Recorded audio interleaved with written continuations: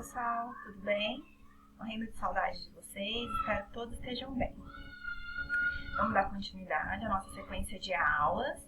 Agora, então, a nossa terceira aula, ainda falando sobre os períodos compostos, né? Então, a gente começou falando sobre o que era uma frase, uma oração, um período, né? Então, uma frase, todo enunciado que possui um sentido completo, que transmite, consegue estabelecer a comunicação com o seu interlocutor. A oração é todo enunciado que possui verbo, né? E o período são várias orações que vão constituir um período. Que cabe a esses nossos estudos aqui, a gente entender como que as orações elas vão se relacionar dentro do período, né? Como é que eu vou... Aquele texto que nós lemos em sala de aula, lembram que era frase, ponto final, uma frase, um ponto final. Foi uma maneira de construir um texto, né? Mas normalmente, essas nossas orações dentro das frases, aí dos parágrafos, dos textos que vocês escrevem, como que essas frases, elas se relacionam, tá? É isso que a gente está estudando. Então agora, a gente está falando de orações que possuem sentido completo, mas de alguma maneira elas estão ligadas uma à outra, tá? Então como é que elas vão se ligar uma à outra se cada uma delas tem sentido completo? Então é isso que a gente vai começar a ver hoje. Então vamos lá. Então, classificação do período composto por coordenação. O período composto por coordenação, então é aquele período em que as orações possuem sentido completo, são independentes sintaticamente, uma não completa o sentido da outra. No entanto, elas constituem uma história, né? Um enunciado, algo que está sendo contado. Embora elas tenham sentido completo, de alguma maneira elas se relacionam, tá? Então, orações coordenadas, né? Elas são sintaticamente independentes. Então, uma não depende da outra para completar o seu sentido. Como é que elas são ligadas, afinal? Pelo contexto, tá? Algum sentido uma frase terá com a outra. Então, eu não vou dizer, fui à padaria,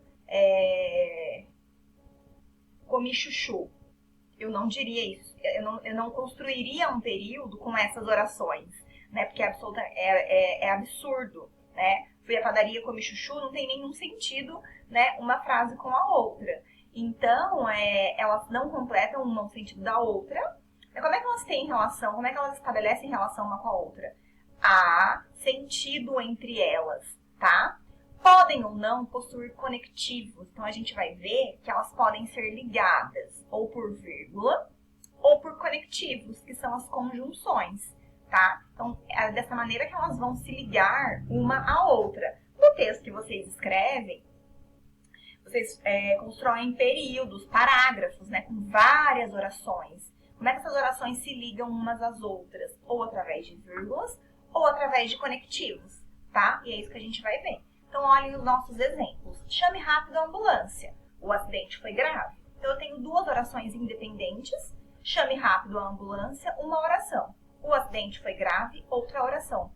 Uma oração faz sentido ao lado da outra? Faz total sentido, né? Chame rápido a ambulância, o acidente foi grave. Então, uma faz sentido ao lado da outra. Elas foram ligadas ali através da vírgula. A vírgula que estava ligando uma oração e a outra. Mas elas possuem sentido, né? Eu pude colocar elas lado a lado, que esse período teve sentido. No outro dia, fui assistir TV. Caí no sono. Essas horas tenho duas orações. No outro dia, fui assistir TV e caí no sono. Então, um verbo ali... Fui assistir, né, uma locução verbal, e na outra oração, o verbo cair. Essas orações, uma tem sentido com a outra? Sim, uma faz sentido ao lado da outra. Tá dizendo que eu fui para assistir televisão, ok. E, dando sequência aos fatos, caí no sono. Eu não liguei uma frase à outra através de conectivo, eu não precisei. Então, uma se ligou à outra simplesmente pelo sentido. E aí, mais um exemplo, né? Viver é arriscado, mas não abdicamos da vida. Aqui, esse exemplo é diferente dos anteriores, tá? Apesar da vírgula ali, tem uma palavrinha que tá ligando uma oração à outra. Percebam que eu não tenho conjunção nas orações anteriores, nos períodos anteriores. E aqui embaixo, eu tenho viver é arriscado e não abdicamos da vida. Isso é uma informação. aquele mas, ele não faz sentido na outra frase. Não começa na frase dizendo mas não abdicamos da vida, né? Então, esse mas, ele foi usado para ligar essa oração à primeira, né? Lembra que toda vez que eu uso mas, eu vou contrariar o que eu disse anteriormente, né? João é um bom aluno, mas conversa muito. Então, eu liguei a oração que João é um bom aluno e que ele conversa muito através do mas, né? Mas conversa muito. Então, toda vez que eu coloco que eu uso mas, eu vou contradizer o que eu disse antes. Eu vou vir com uma ideia contrária, tá? Então, ali, como é que eu liguei as orações? Nas anteriores, eu não usei conjunção. Elas se ligaram ali uma à outra, sem conjunções, somente através do sentido. Já na última oração, que viver é arriscado, mas não abdicamos da vida, dá a entender o quê? Que apesar de viver ser muito arriscado, mesmo assim nós não desistimos da vida, nós não abrimos mão da vida. Então nós contrariamos o que eu disse anteriormente, que viver é arriscado, tá? Então eu tanto posso unir as orações sem conjunções, só porque elas fazem sentido uma com a outra. E aí eu posso colocar uma ao lado da outra, ou usando a conjunção. Naquele caso ali, o mas, tá? Toda vez que eu não usar a conjunção, eu vou chamar eu vou chamá-las de orações assindéticas, tá? Porque elas não possuem conjunções. E quando ela tiver conjunção, ela é uma oração sindética, porque ela possui conectivo. Então, o sim ali, de sim, de que ela possui, sindética, sim é de síndeto, quer dizer conjunção. Então, ela possui o síndeto, ela possui uma conjunção. E assindética, esse a, ele significa negação, tá? Ele significa que não. Em muitas das palavras, quando aparece esse a, ele faz a indicação de negação. Então, quer dizer que ela não possui conjunção. Então, por exemplo, chame a ambulância rápido. É uma oração coordenada assindética, né? Porque ela não tem nenhuma conjunção. E a segunda oração também é assindética, porque ela não possui conjunção, ligando a primeira. E a terceira oração vai ser o seguinte: viver é arriscado, é a primeira oração desse período. Essa primeira oração desse período, ela é uma oração coordenada assindética, porque ela não possui conjunção. Já a segunda oração, ela foi introduzida nesse período através do mas. Então, eu usei o mas e depois eu introduzi a segunda oração. Então, a segunda oração, mas não abdicamos da vida, ela é uma oração coordenada sindética, tá? Então, a sindética, quando ela não é introduzida nesse período por conjunção, geralmente a primeira vai ser a sindética, quase sempre a primeira vai ser a sindética, aliás, sempre vai ser. E a segunda, quando ela for introduzida no período, se ela não for introduzida através de conjunção, ela é assindética, e se ela tiver conjunção, se ela for introduzida no período através de conjunção, ela é sindética. Lembrem que o sim é de sim, que possui, e o assindética é de que não possui conjunção, tá? Então, a gente vai ter dois tipos de orações coordenadas, as sindéticas e as assindéticas. Sindéticas com conectivo e assindética sem conectivo, tá? Aí, essas orações coordenadas sindéticas que possuem conectivos, elas podem ser de 5 tipos. 5, tá? Elas podem ser aditivas, adversativas, alternativas, conclusivas e explicativas, tá? Então, ela pode passar a ideia de adição, ou seja, então, essas orações, essa segunda oração introduzida a esse período, então, tem uma informação, vou vir com uma nova informação, tá?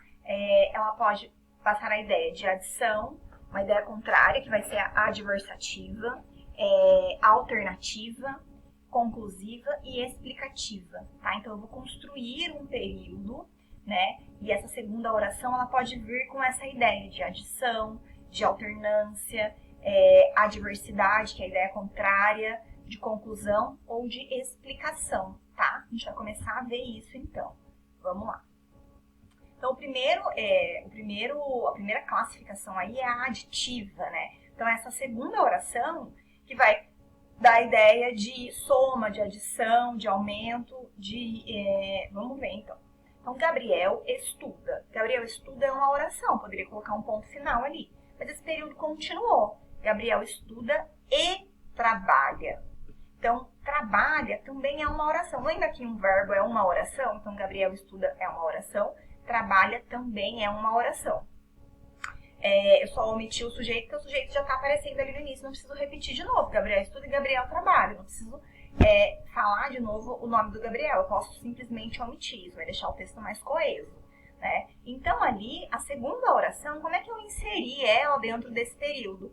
Através, por meio da conjunção e. Né? Então, Gabriel estuda e Gabriel trabalha, tá? E esse e aí, ele dá uma ideia de adição, né? Ele não só estuda, mas ele também trabalha, tá? Então, eu vou dizer que Gabriel estuda é uma oração coordenada assindética, que é a primeira, e trabalha, que é a segunda oração, foi introduzida através do e, da conjunção e. Então, essa segunda oração é uma oração coordenada sindética, porque tem conjunção aditiva, né? Porque deu uma ideia de adição, né? Algo a mais. Ele estuda e também trabalha, tá? Outro exemplo. Pedro não só estuda, mas também trabalha. A mesma ideia. Pedro não só estuda. Oração coordenada assindética. Segunda oração, mas também trabalha. Oração coordenada sindética aditiva. Que eu adicionei uma ideia, quer dizer que ele faz algo mais, tá? Ali ao lado tem um balãozinho com as principais conjunções aditivas. Então, sempre que a minha segunda oração começar com e ou mais também, ela é uma oração coordenada aditiva, tá? Vai ficar fácil se vocês guardarem essas conjunções. Então, toda vez que vocês virem o e ou o mas também, vai ser uma oração coordenada sindética aditiva. Sindética porque possui a conjunção, possui o síndeto. E aditiva porque é o e, mas também estão adicionando uma ideia, estão acrescentando uma ideia, tá? A segunda oração coordenada sindética vai ser a adversativa. Ou seja, a segunda oração vai apresentar uma ideia contrária à primeira oração. Facinho, facinho. Então, Pedro estuda, mas não aprende. Então, eu tenho que Pedro estuda e tenho que ele não aprende. Então, eu liguei essas duas frases através do mas. Pedro estuda, mas não aprende. Então, eu apresentei uma ideia contrária ao que eu disse anteriormente, né? Para apresentar essa ideia contrária ao que eu disse anteriormente, eu fiz isso através da conjunção mas. Marinalva se esforça. Entretanto, não obtém resultados. Eu tinha a oração de Marinalva se esforça e não obtém resultados. Como é que eu liguei essas duas orações? Através da conjunção entretanto, tá? Então, a primeira oração, Pedro estuda, oração coordenada assindética, porque não possui síndeto. E a segunda oração, oração coordenada sindética adversativa, né? Porque ela foi introduzida através da conjunção mas, que exprime uma ideia contrária. Marinalva se esforça, entretanto não obtém resultados. Marinalva se esforça, oração coordenada assindética, entretanto não obtém resultados, oração coordenada sindética adversativa, porque foi introduzida através da conjunção entretanto, que exprime uma ideia contrária. Toda vez que vocês começarem alguma coisa, estiverem falando algo, e colocarem a conjunção mas, entretanto, contudo, todavia, você está acrescentando uma ideia contrária.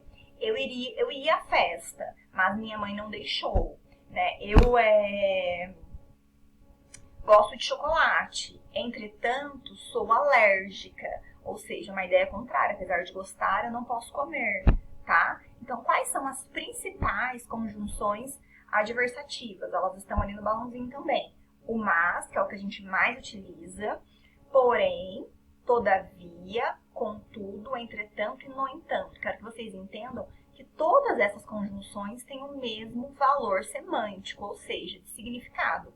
No lugar do mas, eu poderia colocar o porém, poderia colocar o todavia, contudo, entretanto e também o no entanto, tá? Pedro estuda, no entanto, não aprende. Então, todas essas conjunções, elas têm o mesmo significado, o mesmo valor semântico, elas podem ser usadas, tá?